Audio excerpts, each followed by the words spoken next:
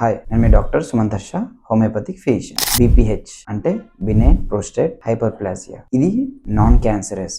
Major గా 3+ దాటిన age groups అయితే చాలా కామన్ గా ప్రోస్టేట్ అనేది ప్రాబ్లం ఉంటుంది. దీనికి ఎలాంటి సిమ్టమ్స్ ఉంటాయంటే ఫ్రీక్వెంట్ గా యూరినేషన్ అవుతుంది నైట్ పూట.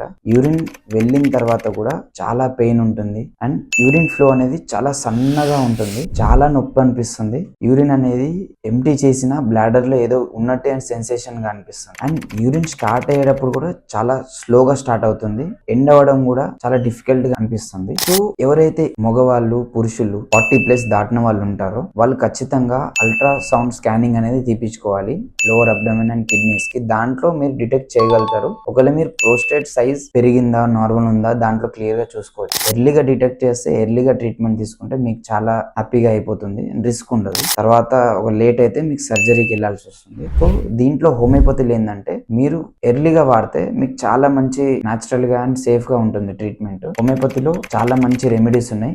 బీపీహెచ్ కి అయితే, ప్రోస్టేట్ ఎన్లార్జ్మెంట్ కైనా, ప్రోస్టేట్ ప్రాబ్లమ్స్ ఉన్న వాళ్ళు, లేకపోతే యూరిన్ లో ప్రాబ్లమ్స్ ఉన్న వాళ్ళకైతే ఖచ్చితంగా మీరు హోమియోపతి ట్రై చేయండి. Thank you for watching my video. Subscribe.